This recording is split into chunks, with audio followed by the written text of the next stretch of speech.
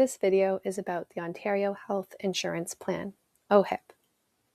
Privately sponsored refugees are eligible for OHIP immediately upon arrival, but they cannot apply until they have all the necessary documents, which may take a few months.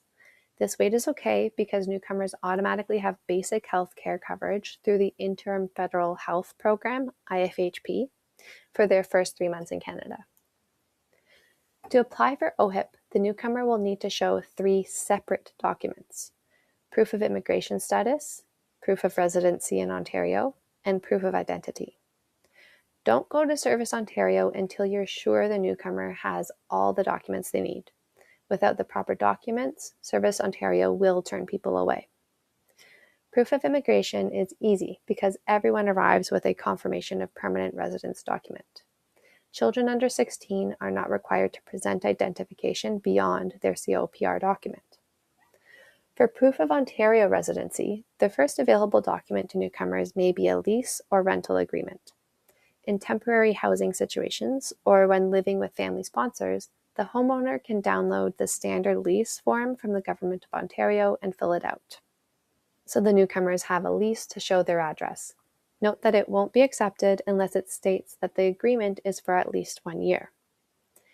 If newcomers don't have and cannot get a lease, they can wait for a monthly bank statement, phone bill, utility bill, or credit card statement. Digital statements presented on a phone are now accepted. Consider opening bank accounts for everyone 16 years and older so that they can use a bank statement and a debit card for proof of residency and identity. For proof of identity, newcomers can use valid passports, PR cards, credit cards, and at Service Ontario's discretion, a single journey travel document or debit card may be accepted. An Ontario photo card or driver's license is a solid option for proof of residency or identity, but you cannot use one document to satisfy 2 categories. There are a few optional preparations to consider that make for a smoother application process. Each newcomer will have to complete an OHIP registration form, which you can access on the Government of Ontario website and complete in advance. Otherwise, newcomers may fill the form in at Service Ontario. OHIP applications must be made at Service Ontario, and typically lineups can cause long wait times. However, if you make an appointment, newcomers can completely skip the line. Typically, appointments need to be booked about a month in advance.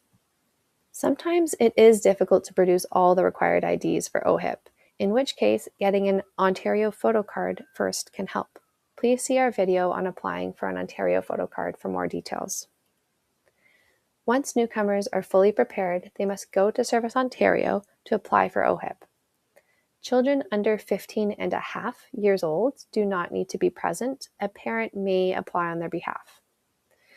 If the newcomers are successful, they will get a paper document confirming they have OHIP coverage, and the card will arrive by mail in 4 to 6 weeks. Before you leave Service Ontario, please help the newcomers check that all their information is correct on the temporary OHIP paper. Typos and mistakes are frequent. Finally, in all likelihood, newcomers will not know all the important details of Ontario's health insurance plan and medical system, so please take care to explain these in detail. For orienting newcomers to what OHIP covers and what lies outside of its scope, like dentistry and psychological support, the Government of Ontario's website is a great place to start.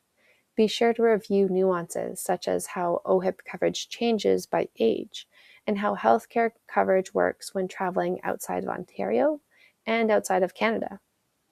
Beyond OHIP, please explain Ontario's medical system, such as when to call 911 versus 811, how to access a primary care doctor, and how to get and fill prescriptions. Ideally, sponsors will connect newcomers with a family doctor. This can be a challenging process, so please get on as many wait lists as possible and ensure that the newcomers know how to access walk-in clinics, emergency rooms, and 811 for health advice. Thanks for watching this video on the Ontario Health Insurance Plan.